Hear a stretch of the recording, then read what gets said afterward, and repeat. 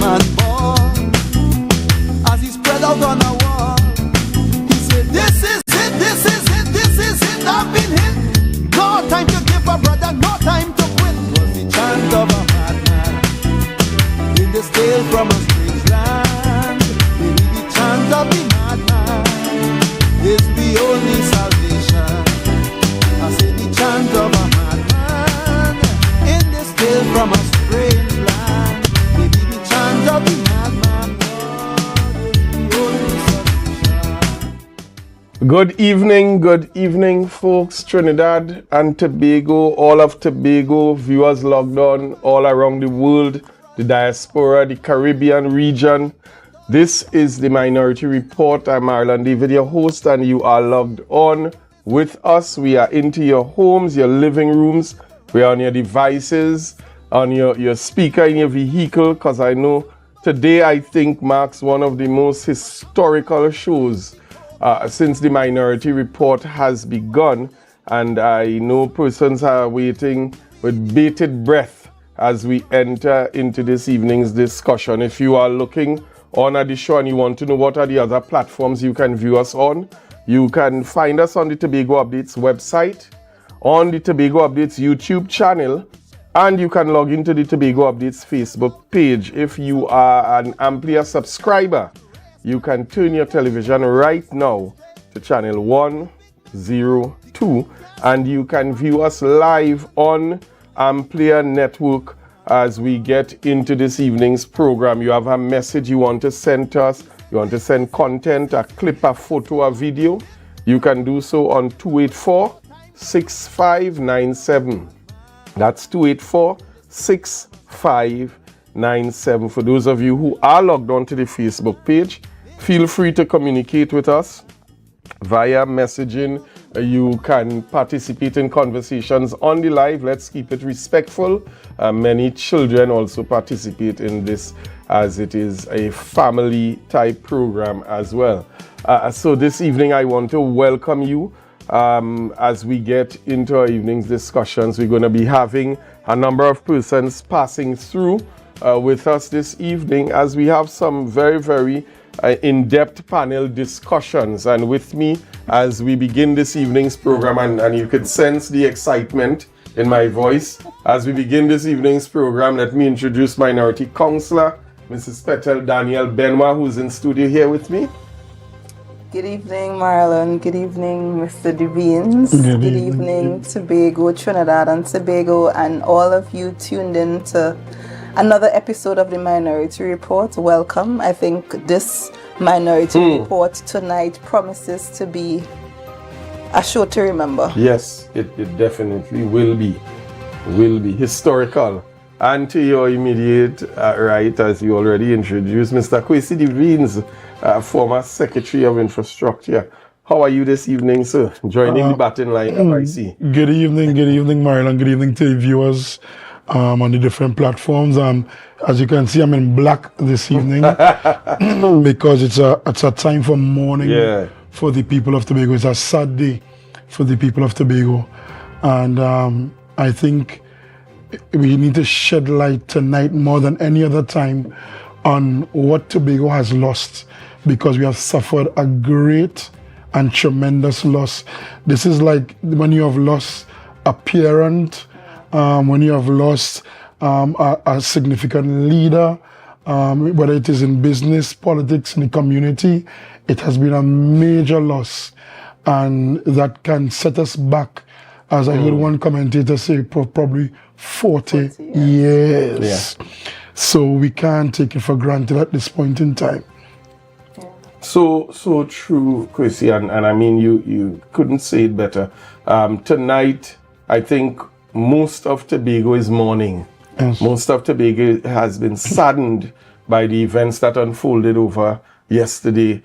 And for many persons, I think a lot of people are still wondering what really happened. What was yesterday significant? What was the significance of yesterday? Minority Council, I know you went down to the Parliament, so I'd give you the opportunity to explain to our viewers what really took place yesterday. So yesterday, for me, was a roller coaster of emotions. So we know in 2021, these bills were brought to the Parliament from the Joint Select Committee.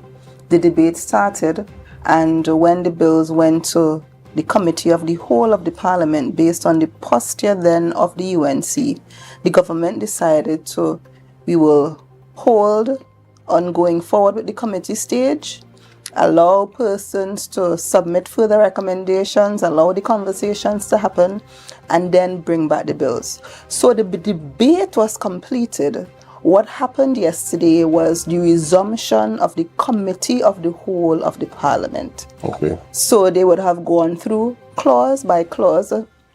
They started with the self-government bill first, and they went through clause by clause, asking for amendments to that self-government bill. That bill required a simple majority. There were no amendments to the self-government bill, and that bill was passed. Then we moved to the Constitutional Amendment Bill. There were some amendments put forward by the government. However, what we saw yesterday in the Parliament by the UNC was nothing short of being obstructionist. So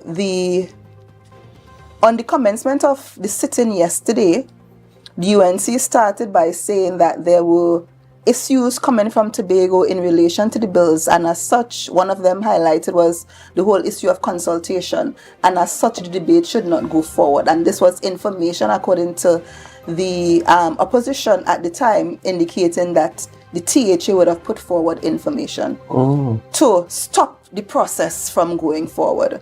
The Prime Minister indicated that he did not receive anything. He only moments ago, 2 minutes ago, received a WhatsApp message from the Chief Secretary indicating something. The presiding officer also indicated, well, the chairman of the committee stage at the time indicated that she had no amendments before her.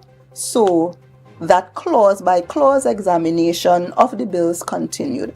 As I indicated, the self-government bill was passed. However, the Constitutional Amendment Bill is where we had the heated discussions, and the government would have put forward some recommendations, but all the opposition attempted to do was to, I won't even say highlight issues, but be obstructionist. Not one amendment or recommendation for amendment was put forward by the opposition. And at every stage, at every clause, both the chairman of the committee as well as the leader of government business asked when the opposition made their comment, do you have a recommendation? What is your recommendation? Put your amendment to the floor. And at every stage, there was no amendment. So they had no issue with what was being... There was no amendment. So they raised issues with elements of the bill, but there was no amendment put forward to say, okay, this is our issue. This is the recommendation that we are putting forward to amend this clause that we have an issue with. That was not done. So when the bill came out of the committee stage and was put to a vote, because it required special majority, 3/4, all government members voted in favor. However, all the opposition members voted against. So that self-government constitutional amendment bill failed.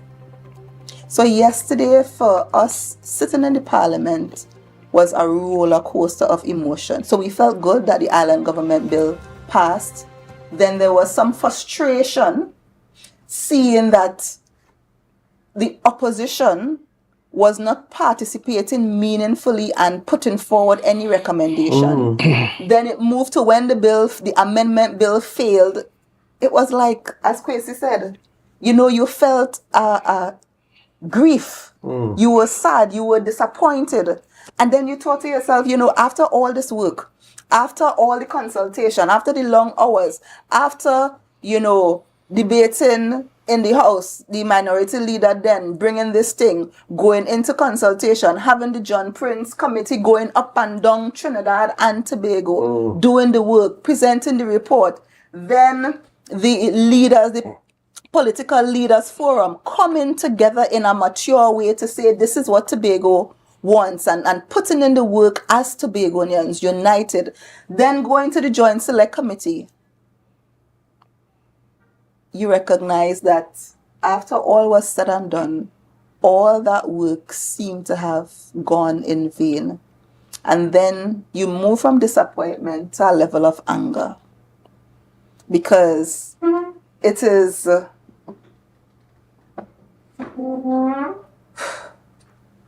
hard to see that Tobago could have progressed significantly with what was proposed, and all of that has basically gone to naught. We no longer have a minimum of 6.8%. So the hope of receiving greater allocation was just shut. Yes, the hope of having lawmaking powers that went through the door, the hope of having an increased legislature that went out the door, the hope of having greater responsibility. Because if you compare what is currently in the 5th schedule and what was proposed, there were additional administrative responsibilities. All that's gone out the door. And you felt like all the work was just in vain for persons' selfish motive. So our children, our grandchildren, and the future of Tobago has been set some 40 years back and have been deprived of further development. Now, we have a short clip of that particular scenario. And again, we always try to go verbatim, so persons don't ever think that the information being put out here is just opinionated. I'd ask the director to cue that clip up and let's run it so that persons can have the benefit of sitting in the Parliament chamber when this whole situation occurred. Member for Parliamentary. Good morning, Madam Chair. Madam Chair, this morning, about an hour ago, we received correspondence coming out from the office of the Chief Secretary in Tobago with a document entitled an aid memoir that was sent to the opposition leader, and I believe it was also sent to the Prime Minister. A press conference was held this morning. And, Madam Speaker, what contained in this document is that there is really an issue raised with respect to the consultation and further consultation with respect to this Tobago Island Government Bill. And in particular, Madam Speaker, what they outlined is basically some clauses in the bill that may violate core principles of self-determination and the current administration of the THA. And, Madam Speaker, we have genuine concern with respect to this particular manner in which we are conducting today's business, because the Chief Secretary is raising serious concerns, and at the end of it he asked that no further, that they don't proceed further with this particular bill, because this serves as a companion bill to the constitutional amendment bill. So without the passage of that first bill, because this came on packages, this bill will not be able to stand on its own, because you need the constitutional grounding for this particular bill. Prime Minister. Madam Speaker, I am shocked that the member for Parliamentary could so cavalierly intervene in the parliamentary proceedings to play this game.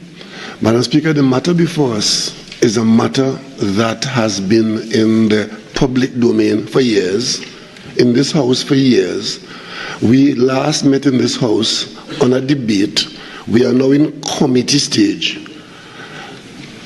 As I sit here, Madam Speaker, 2 minutes ago, I saw a WhatsApp on my phone from the Chief Secretary. That is what the member is talking about, that the Chief Secretary of the Tobago House of Assembly is now intervening in that matter, offering 8 pages of legal, I don't know who the lawyers are, telling the Parliament to stop its proceedings because he, through the member for Parliamentary and other persons, have found another way or other things to be done under the rubric of consultation, Madam Speaker. How did we get here? if not by a series of years of consultation. And then as I sit here this minute, on my phone I get a WhatsApp. The laws of this country provide a mechanism for the Chief Secretary to communicate with the Office of the Prime Minister of Matters for Tobago. Nothing has come to me from the Chief Secretary in my office.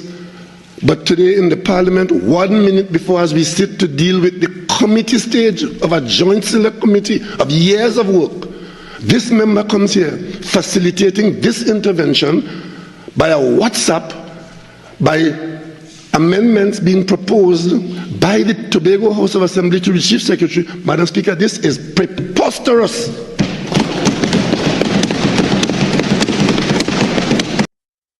I think it's the first time in a long time I've seen the Prime Minister actually get so angry in terms of responding to something. Now, I want us to be crystal clear here, and Chrissy, I want to bring you into the conversation here. This obstruction was made clear by the Chief Secretary's inscription, do not proceed with this bill. And that is something, first of all, that I think all of Tobago needs to understand. There was a clear instruction, as Minority Councillor was saying, the UNC didn't have any amendments, they didn't have any recommendations or anything. But on his instruction not to proceed, everything collapsed. Chrissy. Well, good evening again, Marilyn. Now, and I want us to throw our minds back, actually, even before that WhatsApp was sent, which I think is is laughable. But again, it's typical of the Chief Secretary, because I don't know that there's ever been a function that I've attended where he's invited that he's been on time. So he's always late in any case. So you know what? It's typical of him. However, you might recall that the mouthpiece of one of the biggest mouthpieces of the UNC, Anil Roberts, actually came onto this network and said, well, whatever they are supporting the THA and whatever they want, they will do. Now, that courtesy was never given to the previous THA administration, that was PNM. And so, of course, it's their friends. No problem. You could choose your friends. I have no problem with that. And so they were clearly in bed together. And at the snap of a finger of the Chief Secretary, he derailed years of consultation, because people, I heard the member for Barataria Sawa talk about lack of consultation. Yeah. When in fact, I mean, the John Prince Committee aside, 2013, after the 2013 election, late Ochoa Charles went over London, and we know the history. The Forum of Political Leaders was formed. Yeah. Hours of consultation, 100 venues all over Trinidad and Tobago, hundreds of written submissions. I was so sad that I was out of the country when there was the initial meeting at Signal Hill, but I was at the final meeting at Lowlands Multipurpose Facility, where Tobagonians voted on key clauses, including should we have a direct election for a Chief Secretary. The hundreds of Tobagonians who were in Lowlands Multipurpose Facility said, no, we do not want that. The question came up about a federal state.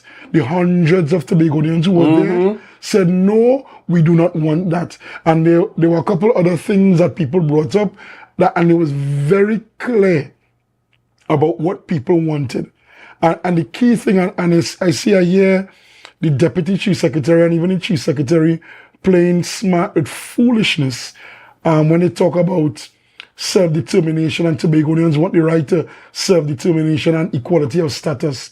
The bill is actually extremely clear, as a colleague of mine would say, pellucidly clear, that there's equality of status between Trinidad, the island of Trinidad, and the island of Tobago.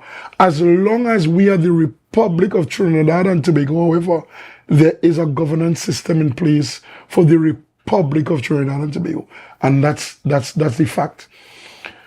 What we are also seeing is that they are speaking about we don't have the right to self-determination. Since when? Last I checked, Tobagonians determined for themselves that they wanted this, well, the PDP at the time, to be the government on December 6, 2021. Tobagonians decided that of their own free will, self-determination. We were able to do that. And I say we because we are a collective as an electorate. We have self-determination in Tobago to a great extent. What Tobagonians genuinely want is the right to govern ourselves effectively. And to do that, government has three arms, and you learn that in primary school social studies. There's the executive, which we have, and this executive in Tobago lets everyone know that they're the executive. No problem. You are the chief secretary, you are the secretary, you could do whatever you want, no problem. You could call for the big drinks when you want big drinks, you could snap your finger and fly in a private plane, no problem. You are the executive. What we do not have in a true sense is a legislative, because what the process that we saw yesterday was what we call law making. That's what legislators do. And currently in the Tobago House of Assembly, we cannot make laws. So in a true sense, your elected representatives in Tobago are not legislators in the true sense, because we do not make laws in Tobago currently. The bill through the Island Government Bill and the companion bill, the Self-Government Bill, was going to allow Tobagonians to make laws for the good governance of Tobago, and Tobago was defied. Because obviously, we do not want a situation and where there's conflict, where somebody decides, and it could be an erratic administration like this one, might wake up and decide, you know what, free drinks for everybody all day, every day. And that becomes the law in Tobago. Fine, that's the law in Tobago. But should that be the law for Trinidad and Tobago? That's not the case. So they defined, there was a definition of Tobago, and was clear that the legislature could now make laws for Tobago. And of course, once you have Tobago laws, the judiciary would have had to make adjustments to cater for the Tobago laws. So then, once these two bills were passed, Tobagonians would have been able to govern ourselves as we would have had an executive, a legislature who could pass laws, and of course a judiciary who's responsible to execute the laws that are passed in Tobago. But more fundamentally, and I want to drive this point home, Marilyn, one of the challenges that Tobagonians have always voiced, from ever since the 1980 bill, from the Dispute Resolution Commission ruling in 2000, that we have been left behind. We have not been getting sufficient resources. This bill guaranteed a minimum of 6.8%.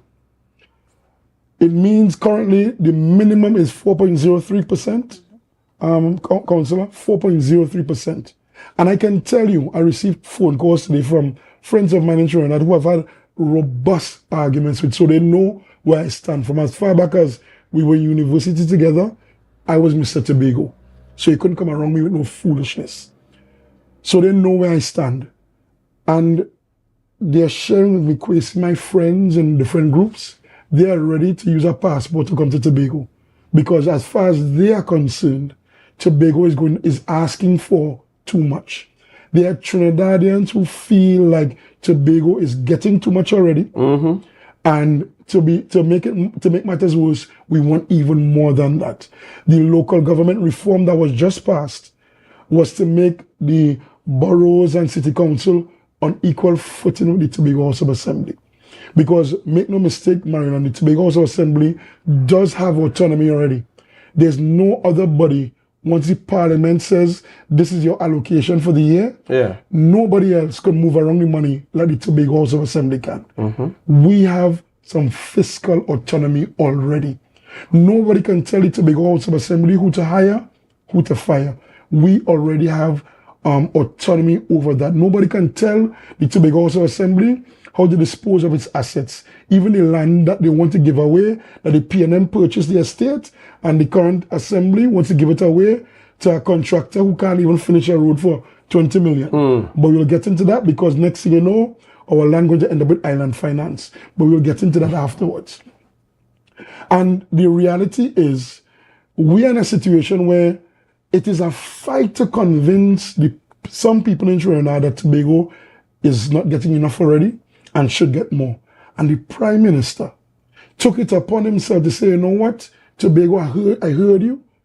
He's a Tobagonian, of course, and he was willing to drive. He laid the bill in Parliament himself without changing a comma or a full stop. He laid the bill in Parliament that was sent from the people of Tobago, because the process was former political leaders, extensive consultations with the people of Tobago. Then it went into the Tobago House of Assembly and it was transmitted to Cabinet. The Prime Minister took it out of Cabinet and laid it in Parliament. And then it started the process to where we got to the Joint Select Committee, I had the opportunity to appear before the Joint Select Committee on 2 occasions with the former political leaders. There were numerous technocrats that were consulted, Tobagonians were consulted. Again, more hours of consultation. The Joint Select Committee came to Tobago before the last election, and they ramaged themselves all over. They say what they want, how they want, and it's okay. Mind you, this is the same administration who is saying, well, UNC was giving us 8%. The UNC was promising us 8% in 2013 on the eve of the election. Yeah. No consultation. With process. 2 men went into a back room somewhere. 2 men went into a back room somewhere. 2 men with no legislative drafting experience. But 8% was the upper limit. And it was the upper limit. Right? So it was the upper limit. We now have the opportunity for a minimum of 6.8%. And no ceiling. And no ceiling, because there's also a fiscal review commission.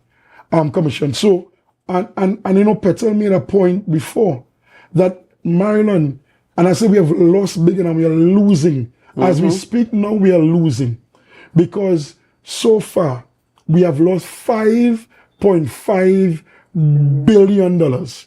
And I don't want to say that again. Tobago has lost out so far because the bills were laid in Parliament in April of 2021. New fiscal year, October 21, well, fiscal 22. We would have received 6.8% minimum. We could have received more minimum. We have lost 5.5 billion. And you see, some people in Maryland don't know the difference between a million and a billion. So I just want to bring this to light. If it is you were to get $1, $1 single dollar, Maryland, every second from this moment on, you can become a millionaire in 12 days. In 12 days, you will be counted as a millionaire. You don't need to go and play any lotto. In 12 days, you will be a millionaire getting $1 a second. If you were getting the same $1 a second, it will take you 32 years to get $1 billion. 32 years. But in 3 years, we have lost $5.5 billion. Yet we are sitting here talking about we don't have money to build houses, so give somebody that person will give us $186 million. We, with $5.5 billion, we could have spent $1 billion on housing in Tobago. Correct. We hear complaining about Caribbean Airlines. We don't have enough ATR. With $5.5 billion, we could have bought a brand new ATR at probably $196 million for it. We wanted a jet as well to fly to Miami or to London. With $5.5 billion, we could have spent $250 million and purchase a Airbus 737 or whatever we wanted to buy.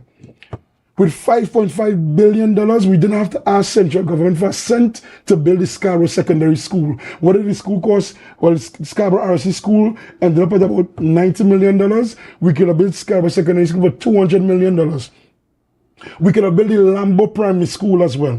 We could have finished all of the projects that we have lagging from Charlottesville all the way down to Crown Point. The fishermen in Parliamentary could have had a brand new jetty for another $150 million. We still ain't spent out the $5.5 billion yet. As a matter of fact, we could have gone as far as to do like Guyana, who just came into all the oil money, and they like ex gratia payments. We could have given everybody in Tobago an ex gratia payment. We could have given each person, each adult in Tobago, at least $15,000 with $5.5 billion. Think about that. And also put it into perspective, because after we have lost all this, there will be another 40 years to get us back Yes. to this current Yeah. stage. Exactly. So calculate that 1.5 billion over 40, 40 years. years. Yeah. So that's $60 billion. Think of the where And we've as been I set said, back. correct. So my children, who are now 7 and 9, 40 years down the road where we could have seen meaningful progress And and develop- development. yes. We have just set ourselves $60 million. And I want Tobagonians to take that in context. Because as Kwesi indicated, every day there's a complaint that a fortnightly worker is not being paid. Yes. 1 fortnight, 2 Yeah. fortnight, 3 Yes, fortnights, no sometimes up to overtime, 4 nothing. fortnights Yes. they have not been paid. Consider what 60 billion, 1.5 billion over 40 years could have done. There are complaints right now that there are insufficient beds in the hospital. Persons No who go medication. into A&E Medication. cannot be admitted to the ward and have to remain in A&E. Think about what that 60 million would have done. 60 billion. 60 billion over 40 years. No medication, as Kwesi would have indicated. The list is long like I don't know what. And yet still, we have a chief secretary without dealing with those issues, want to come and blame everybody else but himself, and at the Yes. same time be very disrespectful. Yes. And Minority Council, I want us to as we are on the whole issue of dealing with the issues and trying to cast blame, there's a narrative that the Chief Secretary is trying to create that these present bills are inferior to what we have presently, the Act 40. It is so foolish to say the least. I don't even understand where he's going in the direction with that. And we're seeing now coming out of that the foolish narrative yet again about what they really need now to bolster support is the 2 seats. But that is predictable. That was, as a matter of fact, I told before the We sitting, knew it was coming. before the sitting, I told some of my friends, I said, listen, the bill is going to fail because Farley is positioning the UNC to not support the bill. And I can bet you anything because, of course, the UNC, and you saw it happen, the timing was perfect. The UNC political analysts all of a sudden said that Yes. Two Tobago seats are very instrumental. they'll be the kingmakers, Yes. and they could join up with the UNC or even the PNM, which we know is not going to happen. Yeah. So the reality is, and I've been reliably informed, Maryland, that the plan was let the bills fail because the UNC is saying as long as we can take away the 2 Tobago seats from the PNM, we can win the election. Yeah. Let the bills fail and then we could sort it out after. So Farley take cat and bag and he heard Watson Duke out him. Watson Duke could say because he was the one who introduced them. Exactly. He was the one that brought them He together. knew the deals. He opened the door to the bedroom for them to get into bed. And so he knows that they made a deal in order for the UNC to seize power of the central government. And the idea is, don't worry, we can fix it later down. So the only losers right now Tobagonians. are Tobagonians. The Tobagonians. people who get in the kickbacks and the kick forwards are the winners. The ones who are in office now are the true winners still. Because they're still living a good life. And just as they align, remember, and I want to remind Tobago of this, it was David Lee who said that they don't have to fight the seats in Tobago because they have friends here. Farley. Yes. And then it was Khadija Amin Backed it up. who said that Tobago is getting too much. But let us also address the issue of the current or the bills that failed yesterday being inferior to Yes. what we currently have. Correct. We would have gone through great pains to explain the whole financial Yes. increases. Yeah. So you are now receiving $2 billion, 4.03%. And just stick up in 1 second, Peter, because there's an argument that, well, why they don't give us the upper limit? The reality is they're not bound, no government is bound to give Tobago the 6.3% as it is now. However, the new bill was saying that you have to give a minimum of 6.8. So I heard the deputy chief secretary trying to say, well, why they don't give us?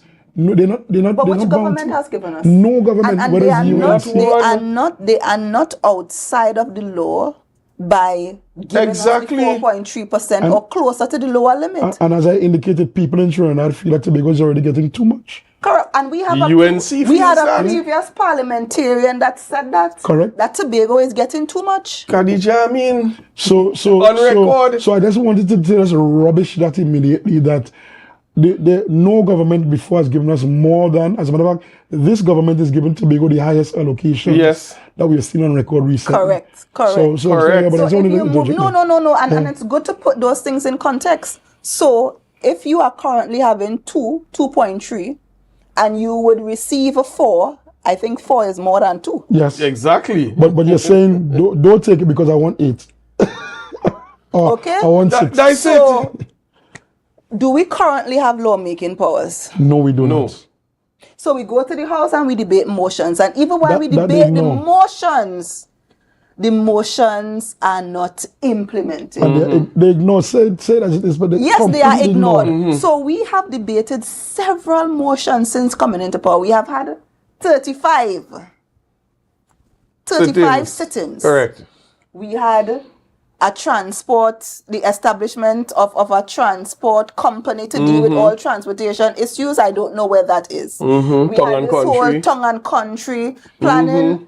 We had this whole all of government approach to social protection. But even more recently, Petal. And the motion for self-government. Exactly. That was debated, and it was a minority motion.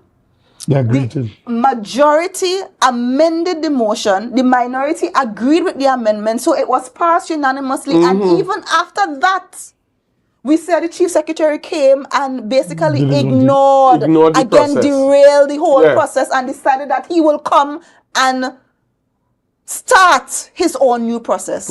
Even yesterday, those amendments that were sent to the parliament, nobody knows. Who knew what the amendments were? Nobody knew and the chief secretary continues to say that this is Tobago's position. How could that be Tobago's position when Tobagonians don't know what the position is? This is the worst salesman we have ever had from the people of Tobago. Because Tobagonians now are looking erratic, we are looking foolish, and we are looking illiterate and ungrateful, because even the comment about the Prime Minister being a house slave.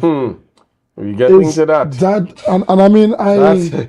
I know the minority leader would definitely want to join the program. Coming in shortly. That, as the young people say, the most out of timing comment that could have ever been made. And you see, it shows self-hate almost.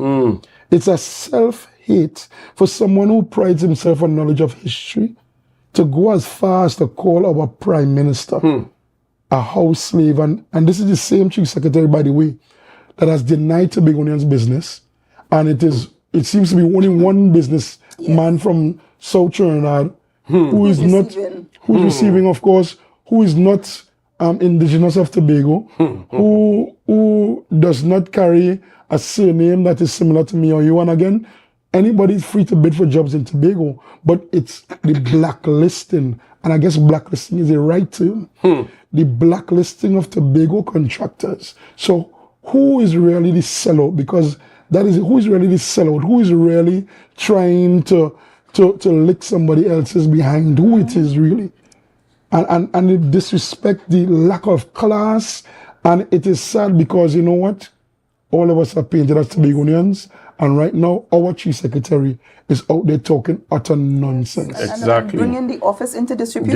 And the thing about it is, the island into disrepute. If you have a solid argument, put forward your arguments as to why you are of the opinion that the bills aren't good. But because the chief secretary is seeing that he's losing the argument, and if you look at the pattern of this administration, when they don't have anything meaningful to say, when they recognize that they are losing the argument in relation to issues, they turn to being vindictive. Yeah. They turn to attack you personally. So we separate the issues and their inability to separate the issues from the person. Yes. So deal with the bills.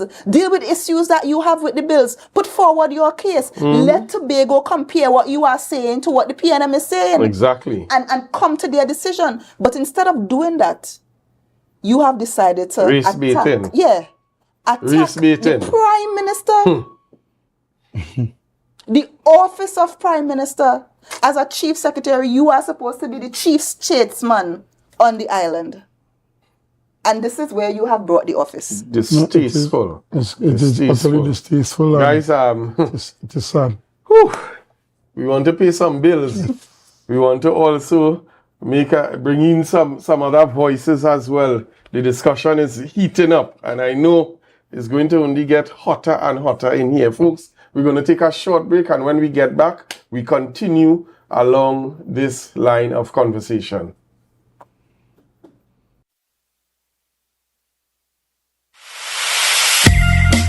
Share your views on the placement of statues, monuments, and signage in Trinidad and Tobago. The Office of the Prime Minister, through a cabinet-appointed committee, invites the public to share their views on the removal or retention of specific statues, monuments, and signage in public spaces, and suggestions for new statues, monuments, and signage in public spaces. The Tobago Public Consultation will be held on Wednesday, 11th December 2024 from 5 p.m. to 7 p.m. at the Scarborough Library Facility Audio-Visual Room. Written submissions are also being accepted via email, hard copy, or through an online form. For more information, visit the committee's social media pages. All submissions will be considered, so it's time for you to have your say.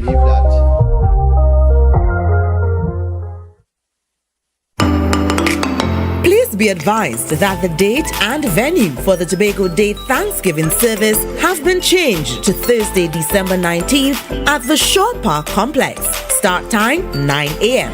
Come give thanks with us as we continue our Tobago Day celebration.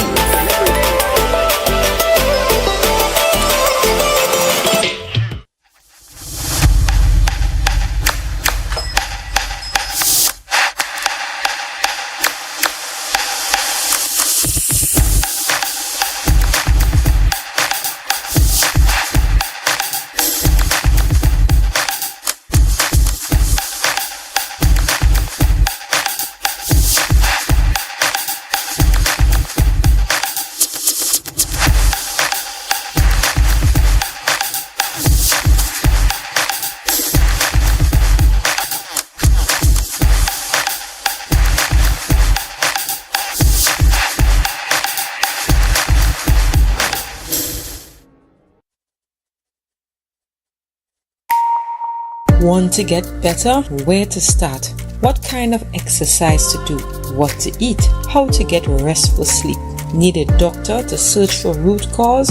Look no further. Come to Majuba Hill Lifestyle Center Foundation at our Wellness Center in Goodwood, or Food Hub in Darrow Springs, Scarborough, or Doctor's Office in Goodwood and Darrow Spring. Contact 49 Swift 4979 438.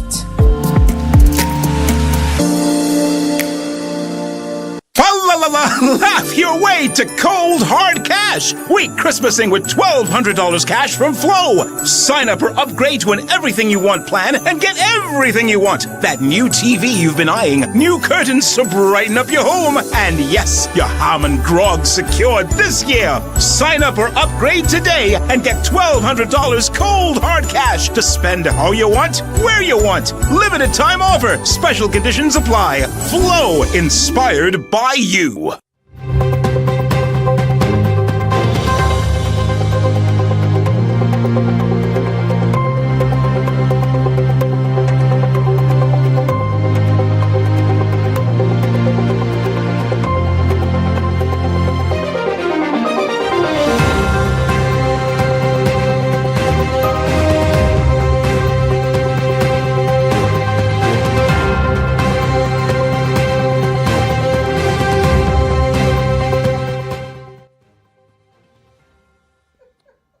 folks, we are changing gears. We continue our discussions this evening.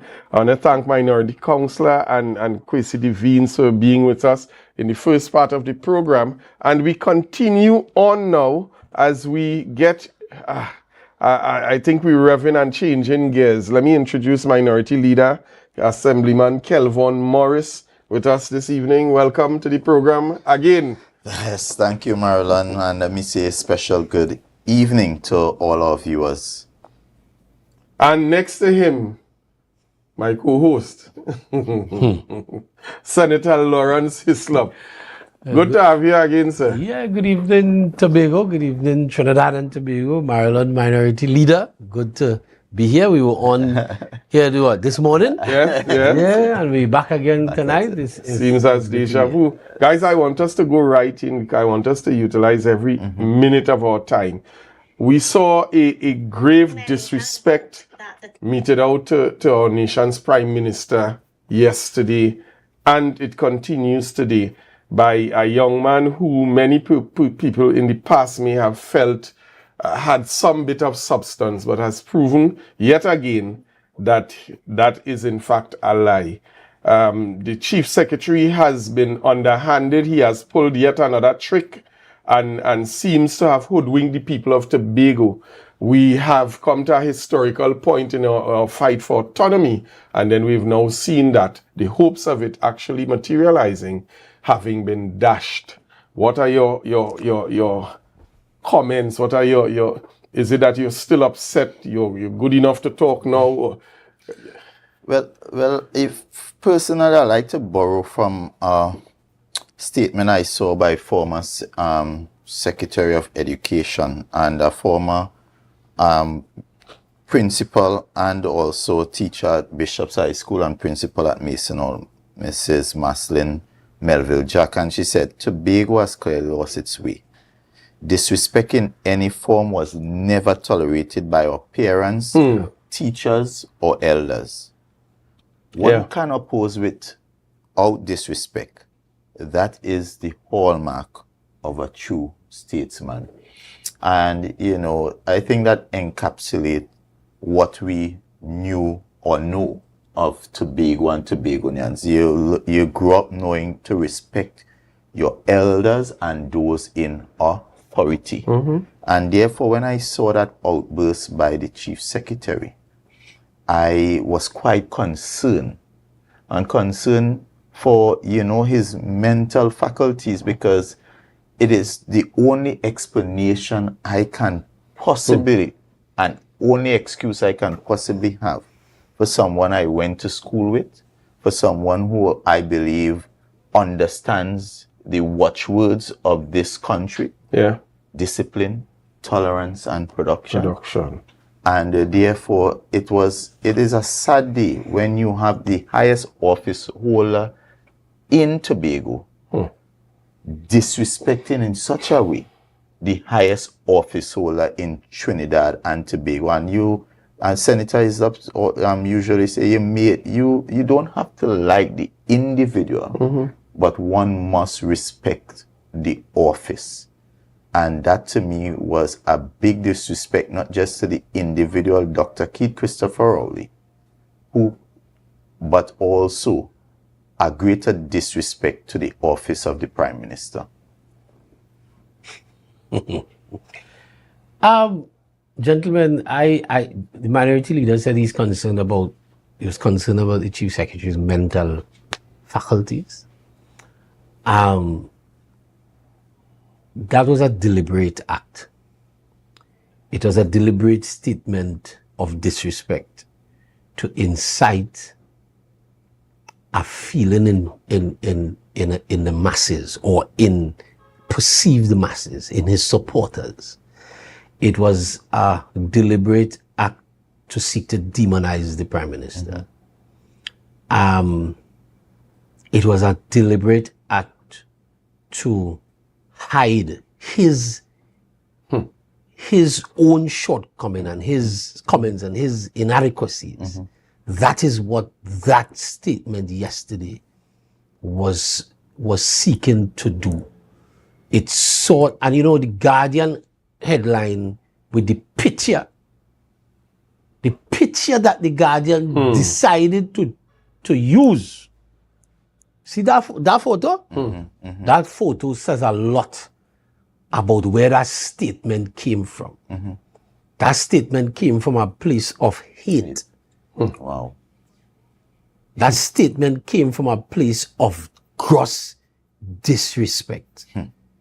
And for those who want to applaud that kind of behavior, if we truly understand what that statement connotes and what kind of history it brings up back for a person of African descent, for another person of African descent, and I am not, and listen, I'm not here talking any race thing, any race card, but for another person of African descent to stand and publicly call another person of African descent a house slave. It is blood curdling. It is for what for the persons who would have lost their lives in the slave trade and what the slave trade was built on. For us to get to a point in 2024 when a sitting chief secretary can call another Tobagonian, the prime minister of the country, a house slave, and we want to sit on the sidelines and applaud, we have to and stand don't up call out against this. and don't call out that. Where is and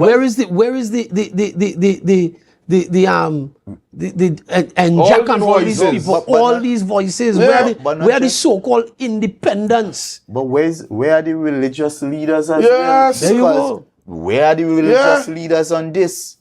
Because and are we going to encourage somebody with that kind of behavior to then come and then be all righteous the next day after you behave in this way? And I would just want to add to what Senator is upset, and it carries us to another point about trying to demonize this prime minister. You will recall, and this is UNC 101. Yes. They have made it a life work of trying to denigrate our prime minister in the worst way. They always use a Tobagonian as their proxy. Exactly. You remember what they did in the parliament using a Tobagonian. And yet again, that word, that is not a Tobago connotation. You know? That comes from the bowels of the UNC. But that's and on they level. are using this again Tobagonian to attack our prime minister again. That is UNC, and it is clear that Farley is in bed with them. With the UNC. But that minority leader is similar to the Oreo comment. Correct. Exactly. And you see, and even some of the commentators who may be saying that and some persons who are saying that he's too black to be prime minister, and all of this nonsense, and we sitting on the sidelines as Tobagonians and minority leaders. I'm happy that you called out all religious leaders. Correct. Because the religious community ought to stand on the premise that this is not what is expected. What kind of message are we sending to our young children in school? What kind of message are we sending to the youth? And it is not the first time he has an outburst like this. It's not the first time. Because, and I want to go back to the point and just to segue a little bit. Because when you look at what transpired yesterday, Saddam Hussein, who was the UNC appointed spokesperson on dealing in the committee stage with these bills, indicated that they received as the opposition UNC, a communication from the office of the Chief Secretary 1 hour ago. So the UNC got communication 1 hour ago. You know what time this disrespectful outer place Chief Secretary via WhatsApp communication attempted to communicate with the Prime Minister? Couple minutes before the sitting. So there again is valid proof that Farley and the UNC colluding. are colluding to derail these bills. It was a clear plan on the part of Farley and the UNC. And that is why we must call out, and Farley must be transparent and tell Tobagonians, because he said he sat with some legal people on Sunday. Yeah. Who were those legal persons you sat with? Who gave you that advice? And did you use Tobago people taxpaying money for that advice? Exactly. Let us hear who are the lawyers that gave you those legal advice. Because the Chief Secretary has to be transparent with the people of Tobago on this matter. On the same note, and I want you all to build this out for us. Which Prime Minister in the history of Trinidad and Tobago has treated with Tobago? No other Prime Minister has invested in Tobago as this Tobago-born Prime Minister without fear or favor. Look how long we've been promised that airport. You hear it? Airport, election after election campaign. Imagine, I remember Mrs. Prasad Bisesa saying that she was going to give Tobago an upgrade to the airport terminal. She said she spent over 300 million and all we got was some sheeter roof change and a little bit of paint. You remember that? Yes. And a big fan spinning. And a big fan spinning. A big fan. That is what we got for 300 million, and you want to come and question an investment in Tobago that we all are proud of and that sets Tobago apart in the Caribbean, the most modern international airport terminal in the Caribbean, done without any kind of scandal, and you want to now come and throw cold water over that project? And we in Tobago here staying silent, and here, if they really want to know who behaving like house slave, well, the Chief Secretary needs to look himself in the mirror. Because who has moved this conversation for autonomy for Tobago forward? No, but you see, under whose tenure? You see, and I think that's something that we pay scant courtesy to. We accept the fact that it was a minority leader at the time, or minority member, it was minority leader at the time, who brought emotion. But it was the big man thing in Mr. Orville, London. It was the big man thing in even Mr. Churchill. To sit down and have conversations. But you see, outside of conversations, you had consultations. Exactly. And you had consultations with stakeholders far and wide throughout Trinidad and Tobago. Tobagonians said what their desire was. And you know, not because I have a desire for something, means that everything that I desire, I will get. Yeah? So after the consultations and after the bills were done and they got to the Parliament, it was a Prime Minister who was born in Tobago, a Tobagonian Prime Minister, who put these things on the floor of the Parliament, went to a Joint Select Committee, gave the backing. Because what we may not understand is that you need the backing of the head of the cabinet to get things going. And so you had the backing of the Prime Minister for these bills to be dealt with at a Joint Select Committee, come to the floor of the House. And even when you had a change in Parliament, when we moved from the 11th to the 12th Parliament, it was a decision to save the work of the Joint Select Committee.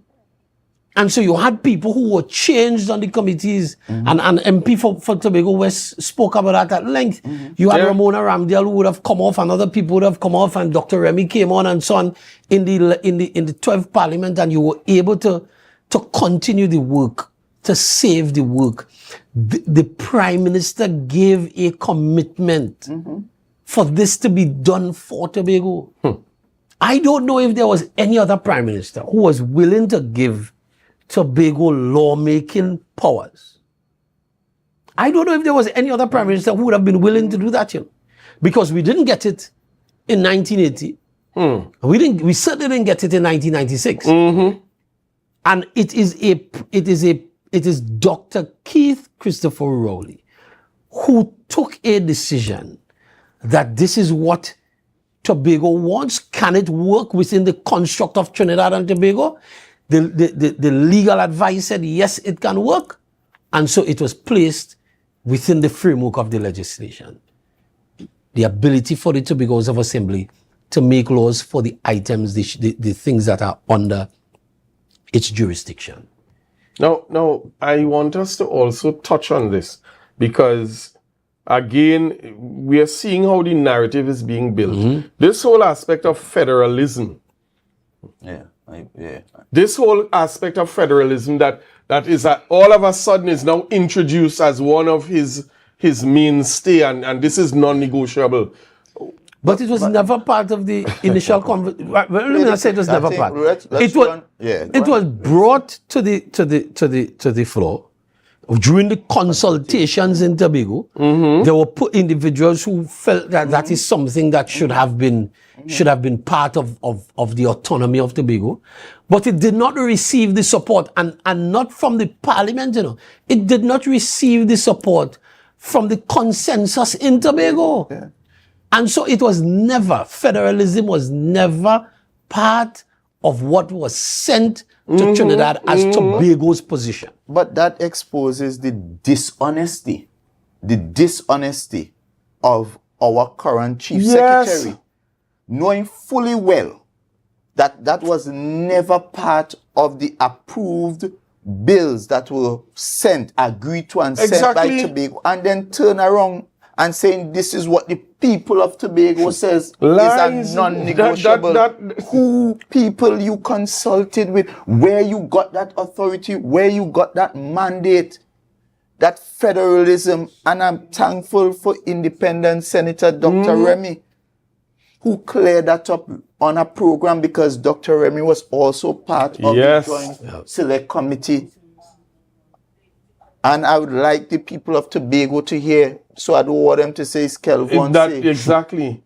So while the director queuing it up. So while you have the Chief Secretary parading federalism, and a non-negotiable, telling people to reject the bill because there's no federalism.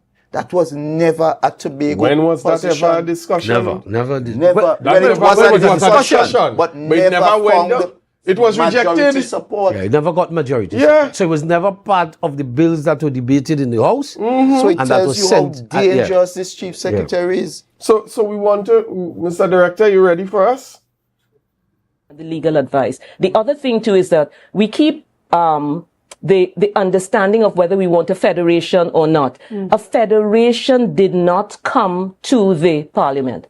It was discussed in Tobago, and again, this is where democracy comes in. It was discussed in Tobago, but when it reached to the Assembly, when the bill was debated in the Assembly, that was not one of the things that came forward. But this is something that the opposition is holding on to right now. It is being held on to right now. But what I'm saying, it is unfair to bring that back now when the bill that was sent from Tobago House of Assembly Legislature to the Cabinet, which came to the Joint Select Committee, did not include a federal system.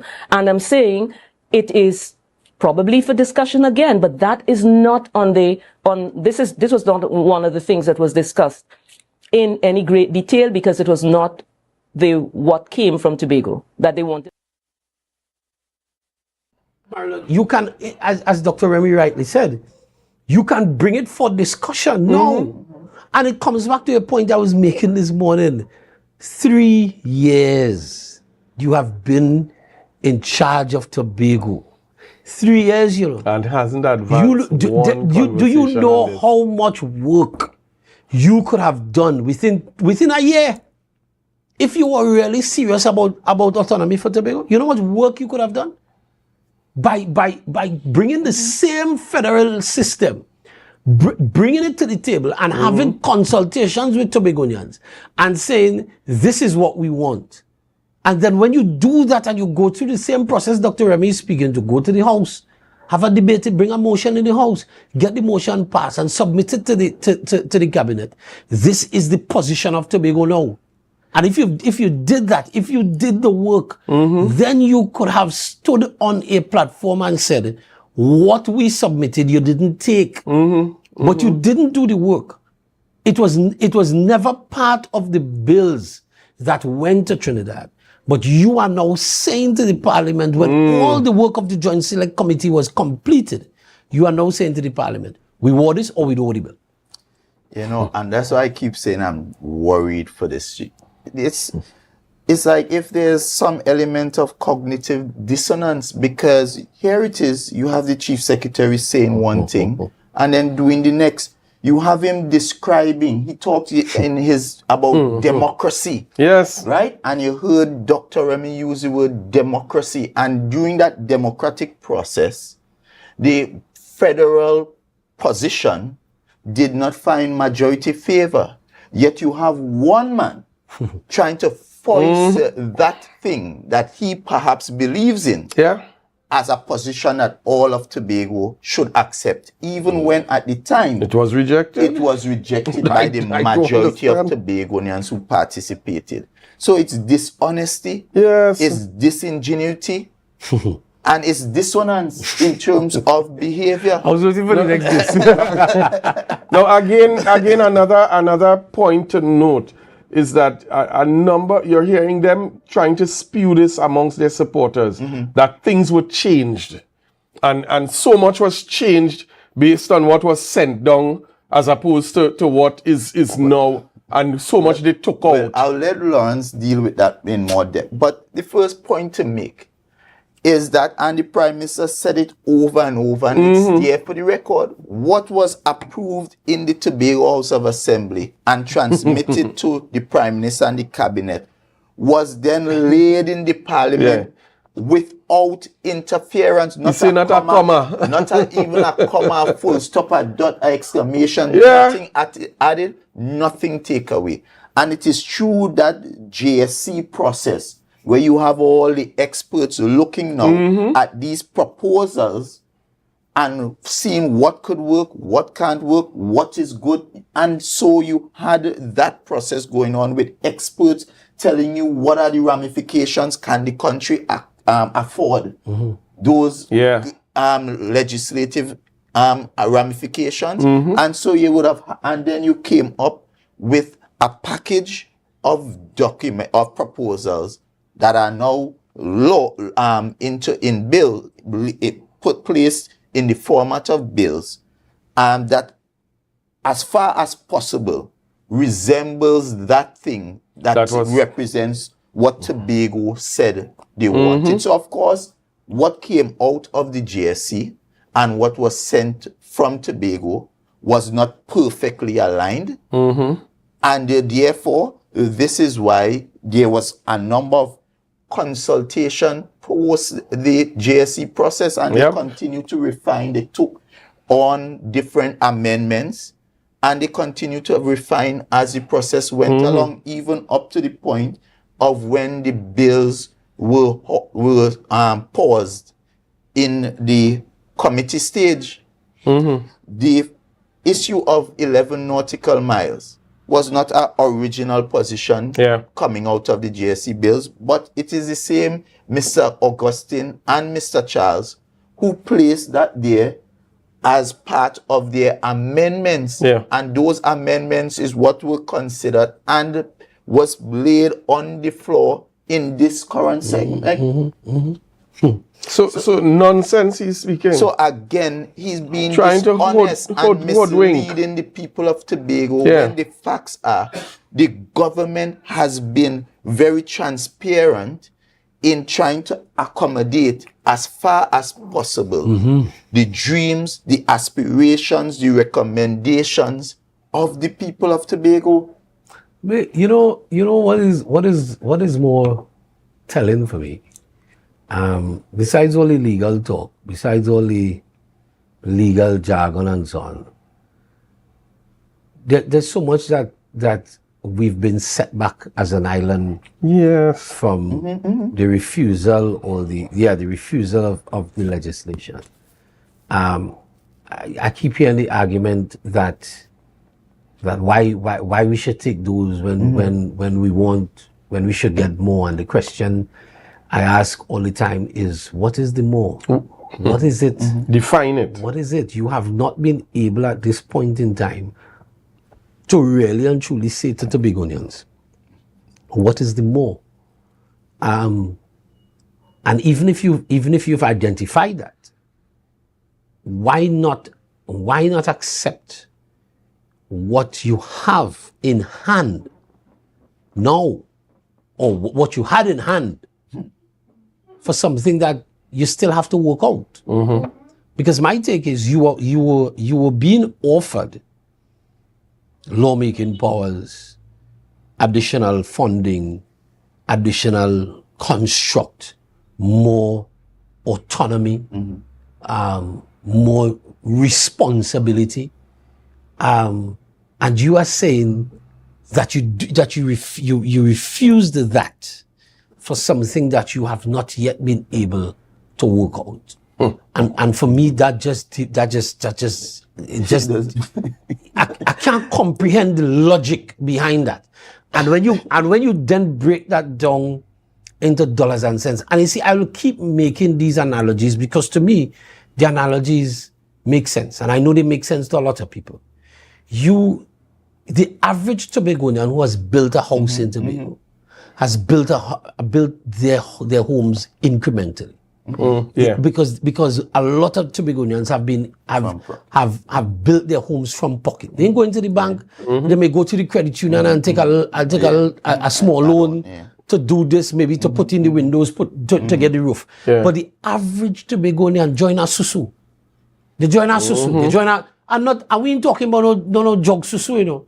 We talking about the old school cultural susu that we know. The lady in the village, your great aunt or your grandmother or even your mother running a susu. And when your hand come around, you take that susu money and you buy some blocks. You understand? And so you've been able to build your home. Your dream is really a 5-bedroom house, you know. But you understand that the value of the 5-bedroom house is about $2 million, and I don't have that right now. So what I will do is when I get my susu hand, right, I do my foundation. When I get my next susu hand, I put on a room. And I build and I build and I build until my house is complete. And then when you watch now and you pass by some of them, most people be like, but where he getting money to build a house? Because the culture of the Tobagonian has always been, I go deal with what I have now, make what I have work. And as I'm making what I have work, I keep building on it. And when you look at the progress with autonomy, it was always incremental. So we come in 1980, we fought, Dr. Murray and Mr. Robinson fought for that. However, the drama happened and who walk out and who leave foot off to negotiate, that is by itself. And you use an important word, eh? Negotiate, right? So you get 1980 and then we come 1996 and we get something else in 1996. Because we didn't have before 1996, we had secretaries? No. They had nothing called chairman. They had nothing called chief secretary before 1996. We get 1996. And now, because we have a chief secretary now, and we have one now, and the current one feel he's a big man here. So, as a big man here, is wherever I say, or nothing. And so, we don't know, we don't know what it is to negotiate anymore. We know what it is to stand up on a platform and shout. Because the reality is, it was negotiation between Mr. London, Mr. Charles, even Mr. Jack until he walked out of the process because somebody else offered him something sweeter or what looked sweeter. And then these men sat around a table and for the good of Tobago negotiated and said, this is what we want and this is what we're going to move. And I see that, and I see some people circulating a video with Mr. London and trying to say X, Y, Z. But the reality is, at the time Mr. London made that video, that was the desire. That was the desire. But as additional information came, and there was a realization in the negotiation that the desire that I have may not necessarily be possible for the overall in the overall concept of Trinidad and Tobago. And so even though at the time Mr. London put up a thing and say, this is when the negotiation started and hey, we still want to be part of a thing called Trinidad and Tobago. Unitary state. It was understood that Tobago can't have an exclusive economic zone by itself as part of a unitary state. And the legally. Out to 200 miles because legally. Because you now open yourself up as a country to challenge. And I want to tell people something before the minority leader jump in. No, if you're fighting for them 200 miles, the reality is, if you get that, and Barbados and Grenada make a query, you may end up losing more. Because then Barbados and Grenada line go move down. Exactly. And what you think you have, you may lose. And just to build on what Senator Hislop was saying, with respect, because you have those opposed now, some of them, some political upstart, just in the game, wasn't following the politics. Wasn't even part of the consultation. Championing this, what we'll call the Persad Bissessa bill. Yeah. Not understanding the genesis of those bills. Those bills were the biggest disrespect to the very institution called the Tobago House of Assembly and the people of Tobago, because what those bills represented was a complete maligning. And where you had Mr. London, had the people of Tobago, the same as with Jack, starting this process. And when that process reached the point of going to the House and being debated, Mr. Jack walked out on the people of Tobago, joined with his People's Partnership in Trinidad, and then went and created their own bill without the involvement of the people of Tobago. And therefore, that is something every Tobagoan and right-thinking Tobagonian rejected at the time. But this process is a complete different process that involved the people of Tobago through and through, all the way through to the point of the GSC. Coming out of the GSC, Tobagonians got an opportunity again, even up to the point of when it was on the floor. So clearly, they don't understand their history. And if they understand and appreciate the history, they would never utter a word about those Kamala bills. But you know something, Mario Chile and Miss Anne Marilyn. I want to drill down this to a personal level, and somebody just sent me a message and remind me about something. As much as the Chief Secretary got up when the SRC report, they come up and say, he ain't want the money. The truth of the matter is, when that is done, the Chief Secretary will receive whatever back pay that he has to receive as well. And he will receive his increase in salary. And what he did by blocking these bills is he prevented Tobago from receiving additional monies. And the thing about it is, we're gonna break it down, but we're going to get it by the next, because we're going to drill it down to the individual level. Well, I want to sell Tobagonians. All they see, they're pretending that they don't want that money. I was there in the house, in the TV, when they start calculating, right? So don't send them on at all. They started to calculate. But anyways, the point I want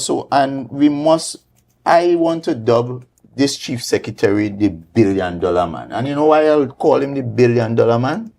Is because he has denied Tobagonians over $1.5 billion in additional resources. That is what the people, not just this is 1.5 in perpetuity and in perpetuity, right? Because it means, therefore, going forward, that is what we were guaranteed that for life. And you see, you understand? You see, so it's not like that's right. The question that is generations upon and I saw Dr. I saw a very popular commentator on Tobago's autonomy ask some questions, and the question was: would we have been disadvantaged by the passage of the bills? Would Tobago have been in a worse position with the passage of the bills?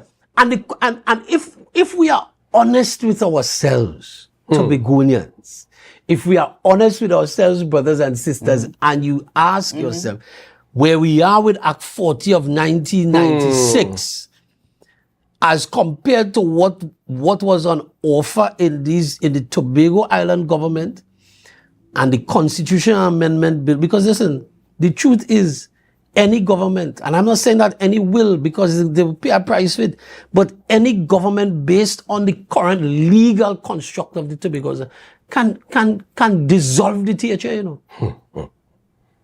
Any government with a simple majority, you know. Yeah. But what this government was seeking to do was to entrench the Tobago Island government in the constitution. You're getting additional resources. You're getting lawmaking powers. Another thing that the Secretary of Finance would then be considered corporation sole for items related to Tobago. And those are the kinds of, that is the kind of status that you would have been moving from with Act 40. Because let me tell you something, all we just go in the house. Well, sorry, I'm not in the house.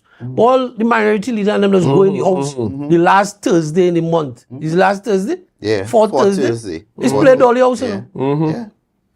And I'm not diminishing what the Tobago House of Assembly is. Realistically. But realistically, from a legislative standpoint, even, and this may be news to some Tobagonians, when you see delegations go to parliamentary conferences from Tobago, they go as observers. They don't have no power because the Tobago House of Assembly is not a legislative, is not a lawmaking body. And so Commonwealth Parliamentary Association, the only body that they recognize in Trinidad and Tobago as a lawmaking body is the Parliament of the Republic of Trinidad and Tobago. And another thing that boils down to with dollars and cents is that when you go as an observer, you have to pay your way. But when you go as a full-fledged member of the Parliamentary Association, the Parliamentary Association takes up a portion of your expense. So when you see a delegation, and the minority leaders party delegation sometimes, but when you see a delegation of 4 or 5 people going to a parliamentary conference, it was still by the CPA. Is the THA had to pay for that because you are not, and all you could go and do is sit down and observe and listen. And just to bring it home as well, because there are the issues we face here in Tobago, this bill was going to solve a lot of it. A lot of it. Most of it. The teachers, you hear I think the tutor rep, usually all the time talking about this situation with contract teachers. And you know, the chief secretary was a contract teacher, the secretary of education, and they made a commitment that they would fix that. That problem continues up to this day. And it is because it is one deeply rooted in how the Teaching Service Commission is currently constructed. And therefore, with this passing of this bill where you are going to get a specific representation for Tobago matters on the Teaching Service Commission, that would have ensured that matters like this are treated with a level of alacrity and priority. You would have had the same thing for public servants who are acting and waiting for so long for their confirmed positions. These people would have had their situation treated with. So now, as it stands, our public servants remain with the same challenges. Our contract teachers remain with the same challenges, even to the point that whereas their counterparts would have received 4%, if your contract has not yet completed, they are still paying you the old rate. You understand? So you see how even in terms of the man on the street, how this affects trickle down everybody. And therefore, for someone to say the bills doesn't advance Tobagonians in any meaningful, it affects public servants, it affects teachers, it affects all those young guys. You got about $1.5 billion extra. When you as a young man go to your rep and you go to them for a job and they're telling you, well, we can't do nothing because we don't have enough money and we don't have no money. That 1.5 billion means that you can do more development programs. So you need workers, you can build more roads, build more bridges, fill the potholes, treat with the day-to-day challenges. Because when you hear them, and I think perhaps part of the reason why they are so comfortable rejecting these bills is because it provides them with an excuse for their failures. Yeah. Because exactly, what they love to say no funds. Is telling Tobagonians the reason why we are failing, because they admit that they are failing, but the reason why we are failing is because we don't have no money. That is what you hear from them, right? We don't have no money, so that is why we're failing. But if they get the money, if this bill was passed and they got that, they would have received that $4 billion, then they would have had absolutely no excuse to hide behind. Exactly. Or nobody else to blame, because nobody to blame the central government. And my final point before I close is that the Chief Secretary came out swinging against a Prime Minister who did all in his power to ensure these bills were saved at every point. And we are coming to a point where basically the end of the term and these bills would have naturally, They would have, and you know what would have been the hue and cry in Tobago? That the PNM allowed the bills to pass. To just die. Right? So the PNM wasn't interested, in autonomy for Tobago, and they allowed the bills to die. But the people who actually didn't bring one amendment, didn't add one line, one comma, one full stop, the people who eventually voted against both bills, you left those people unscathed. And then, so this is why I'm saying to Tobago and Tobagonians, we must not forget, you see that 6.8% guaranteed, close to $4.5 billion that Tobago was about to benefit from, and Tobago has lost. We must not forget that. You see the ability for us to make those laws that we complain about things every day that we could now go to the assembly and fix. Don't forget. We must not forget that. The Public Service Division of the THA in the Constitution, into the Constitution, ensuring that nobody could just arbitrarily come and change it. We must not forget that.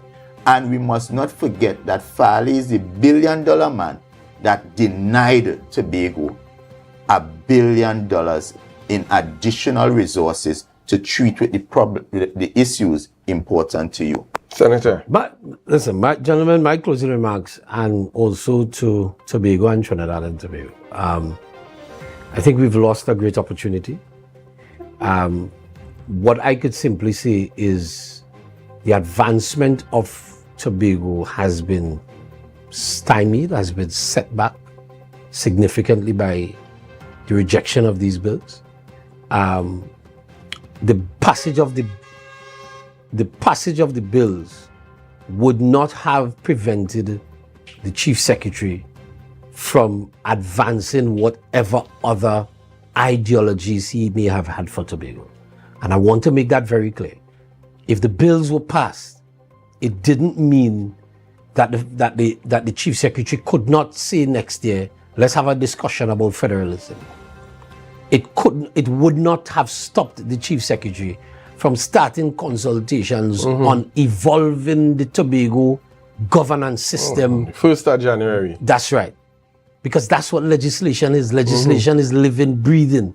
And so if you come with a new perspective, you go through the process and you go back to the Parliament and you do amendments for things that in your estimation and in estimation of others, once you have consensus, there could be agreement on. And so what we did is refuse forward movement for stagnation. What we refused was growth for stagnation. That's what we refused. We refused the possibility for nothing. Because I believe as a people, we ought to be looking for what is possible. And for me, if this was possible, if this could have become a reality, then I ask the question, why refuse it? And for me, it only looks as if you were seeking political gamesmanship. You didn't want for the PNM to say that it was under Dr. Rowley that Tobago got additional power, and you are just playing political games with really and truly the people of Tobago and the development of an island and the aspirations of our young and upcoming leaders. And so we're going to bring people into a space that is already challenged for lack of resources, that is already challenged for lack of opportunity. And all you have to offer, all you have been able to offer to the people of Tobago is 10 on, 10 off. That's all you have been able to offer for the last 3 years. You have not been able to offer true development, true growth. We have seen an economy that has been in the doldrums since you took over. The private sector is screaming, the tourism sector is screaming, everybody is struggling. And you got an opportunity for an injection of additional resources, of additional authority into an island that I believe, a system that after 44 years, I believe is ready for a metamorphosis. And we were given the opportunity for that change to take place. You know, the analogy of the system of a caterpillar turning into a butterfly. We were given the opportunity for Tobago to get to a different level. And we refused it. And for me, that says a lot about who we have in leadership. What we have is visionless leadership. What we have is, well, it's not leadership at all. That's what we have. And I place the failure of the bills at the Parliament squarely on the forehead of the Chief Secretary of the Tobago House of Assembly. He has refused. The Chief Secretary of Tobago, has refused to give Tobago an opportunity to change. And that's where I leave it. I want to close this evening by reading a post very quickly of a very notable Tobagonian who is very vociferous on this particular topic, Mr. Anthony James. Was it necessary to attempt to block Tobago from moving forward? Would the passage of the bill in its current construct place Tobago in a disadvantageous position? No. Had the bill been passed, would that have prevented the TPP and UNC from advancing the cause from their perspective even further when their supposed or projected time comes? No. Then what is the real motive for blocking the progression of Tobago? Farley and friends know that the passage of the bill will trigger immediate election. They don't want that. They want an uninterrupted 4-year term. They are not prepared for a House of Assembly election. The UNC are banking on them for their support at the supposed general elections, so they obliged. Let me point out for you, fellow Tobagonians, there can be no equality of status between Tobagonians and Trinidadians in the same Trinidad, in brackets, constitution. The constitution is a Trinidad constitution. The government of Trinidad and Tobago, or Trinidad government in brackets, is the government of the constitution. Tobago and the THA, or another government in Trinidad and Tobago, cannot be equal to it. After the early THA, which is part of overall constitutional reform, there is a chance to effect reform. Those are the words of Mr. Anthony James, who has now come out as a voice and has challenged this Chief Secretary and put questions to him that Tobago should have answered. Yeah. And that is the point. Ultimately, what has happened is that Farley has indeed betrayed the people of Tobago who entrusted power in his hands. And rather than advance Tobago's cause, What Farley did yesterday is provide the UNC with an out, with a get out the jail card, so they would have a reason to reject the bills. So rather than advancing Tobago's cause, what Farley did was advance UNC's cause and their ambition to be the next government of Trinidad and Tobago. And while at the same time, his hope of winning the next two Tobago seats. So it was all about Farley and the UNC and nothing to do with the benefit and the advancement of the people of Tobago. And therefore, I continue to say, this must not be left to be done right here. There must be a political price. And we, the people of Tobago, must ensure that Farley feels the brunt of that political price. Folks, we are well past our time. We thank the director for being lenient. Gentlemen, I want to thank you for some very, very deep conversation. As we close this program this evening, we want to remind the Chief Secretary of the questions that have been asked. We are still awaiting the explanation of who are the legal persons that he would have consulted with to present this document to the opposition UNC and say or pretend that it represents the interests of all of Tobago. So folks, we definitely are going to be continuing this conversation. We're going to be taking it all through the media. It's important for us to have this information. And as with everything, this concerns everyone. The man on the street, the taxi driver, the policeman, the nurse, the doctor, the teacher. Let's all spread the information about what has happened and let us hold this Chief Secretary accountable for derailing Tobago's process. I'm Marilyn David saying thank you for being with us this evening. We continue to appreciate your support. We see you guys next week. Have a good evening.